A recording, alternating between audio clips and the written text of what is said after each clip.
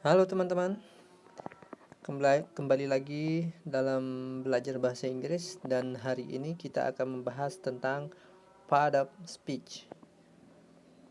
Artinya adalah bagian atau pengelompokan kata berdasarkan fungsinya ya. Di sini ada beberapa part of speech seperti noun, pronoun, verb, adjective, adverb, preposition, conjunction, dan interjection. Sekarang kita akan bahas satu persatu.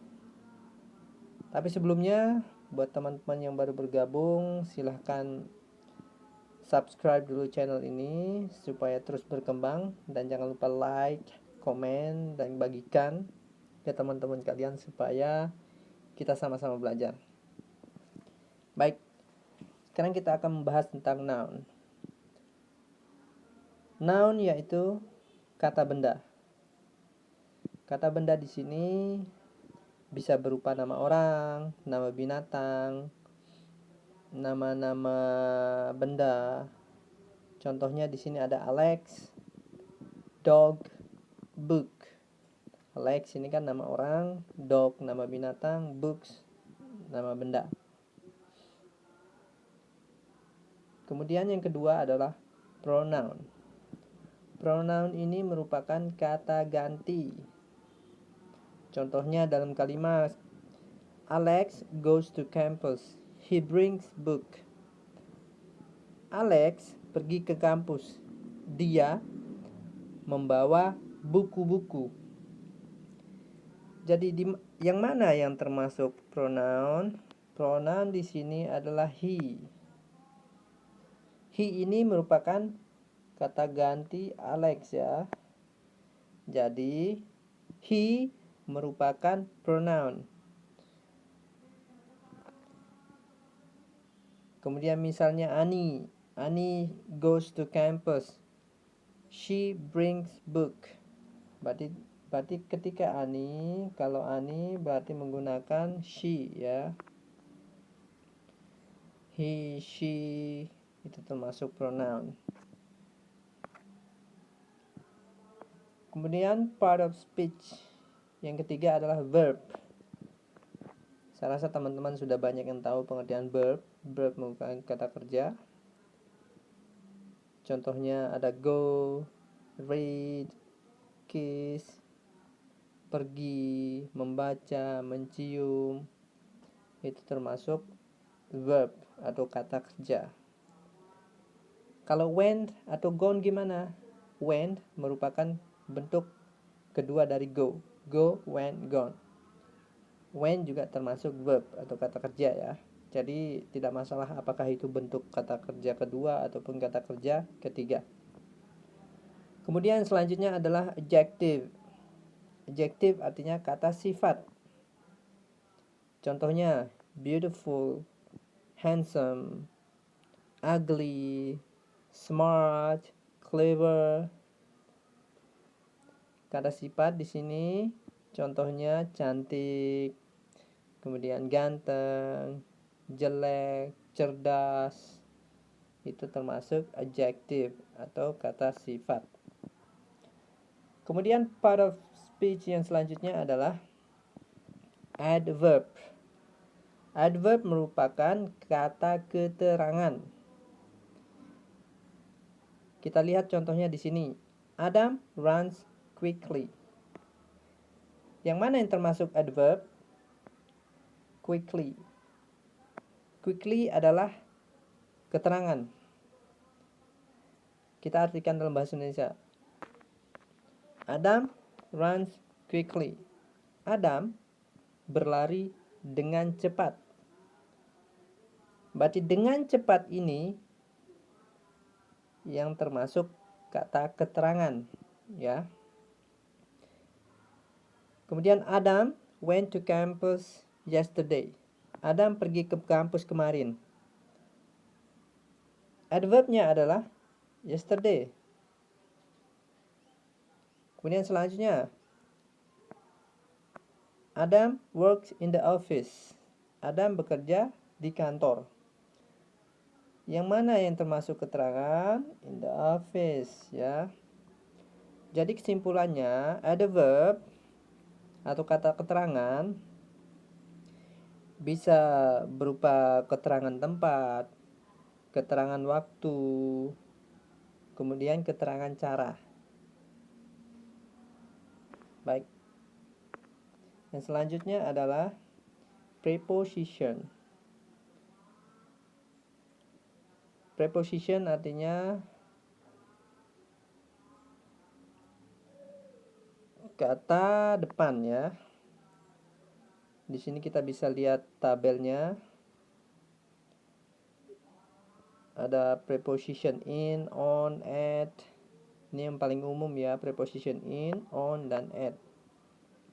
Kita bisa lihat di sini in ketika menunjukkan waktu, ketika berbicara tentang waktu, in itu digunakan untuk bulan, tahun, abad, atau bisa digunakan dalam periode yang panjang. Kita lihat contohnya di sini. I started working here in 1991. Saya mulai bekerja di sini sejak tahun 1991. Kemudian on, dalam penggunaan waktunya, itu biasanya digunakan untuk hari dan tanggal. Contohnya, what are you doing on Friday? Apa yang kamu lakukan di hari Jumat? Kemudian at, digunakan waktu yang tepat, khusus atau yang lebih spesifik. Contohnya, there is a meeting at 2:30 this afternoon. Ada pertemuan, ada rapat jam 2:30 siang ini. Itu contohnya. Itu contoh untuk penggunaan in, on, at untuk menyatakan waktu. Kemudian bagaimana bentuk kalimatnya ketika menggunakan tempat, ketika menyatakan tempat? In dalam menyatakan tempat. They live in charming old cottage. On, look at all the books on your desk. At, I enjoy 3 years at university. Dalam penggunaan tepat biasanya digunakan untuk sesuatu yang lebih spesifik, ya. Contohnya in itu kan di dalam, misalnya di dalam ruangan. Misalnya saya belajar di dalam kamar, misalnya. I study in the room, misalnya. Kemudian on artinya di atas. Misalnya your book on the table. Buku kamu di atas meja. Kemudian at digunakan untuk tempat yang lebih spesifik. Misalnya I study at university, misalnya I study 3 years at university. Saya belajar selama 3 tahun di kampus. In, on, at itu merupakan preposition, dan ini yang lebih umum, ya. Sebenarnya ada banyak lagi preposition. Kemudian selanjutnya adalah conjunction.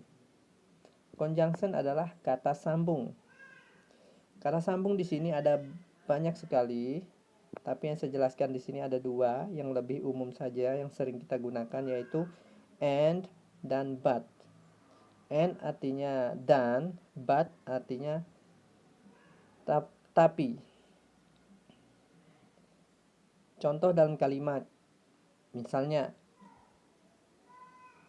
Andy and Annie go to campus. Andy dan Annie pergi ke kampus. Berarti kata sambung atau conjunction-nya adalah and. Kemudian penggunaan but. Annie goes to campus, but Andy don't go to campus. Ya. But juga termasuk kata sambung. Dan juga termasuk kata sambung. Because juga termasuk kata sambung. Kemudian even though itu juga termasuk kata sambung. Tapi yang paling umum, yang paling sering kita gunakan adalah and dan but. Kemudian yang terakhir adalah interjection. Apa yang dimaksud dengan interjection? Interjection yaitu kata seru. Ya. Misalnya dalam penggunaan oh ya, atau oh I see you. Oh, misalnya really? Yang benar. You're kidding me. Bercanda lu, bercanda. Itu termasuk interjection. Baik. Kita review sedikit pengertian tentang part of speech. Ini pengelompokan kata berdasarkan kategori dan fungsinya masing-masing. Noun itu kata benda. Kata benda di sini baik berupa nama orang, nama binatang maupun nama benda-benda yang lainnya.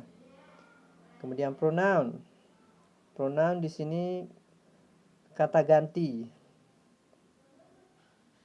Kata ganti misalnya Alex diganti dengan he, Ani diganti dengan she. Ya, kemudian verb, kata kerja. Misalnya go, pergi, read, membaca, kiss, mencium, itu termasuk kata kerja. Kemudian adjective. Adjective ini yaitu kata sifat. Kata sifat di sini bisa cantik, kemudian jelek, pintar, rajin, itu termasuk adjective. Kemudian adverb. Adverb yaitu kata keterangan. Kata keterangan di sini ada beberapa, misalnya keterangan tempat, keterangan waktu, keterangan cara. Keterangan tempat yaitu misalnya di kampus, kemudian di kantor. Kalau keterangan waktu misalnya kemarin, besok, atau pada pukul sekian. Dan keterangan cara misalnya dengan cara lembut, dengan cara kasar, dengan cepat, sangat cepat. Kemudian preposition, kata depan. Tadi kita sudah jelaskan yang sering kita gunakan biasanya in, on, at.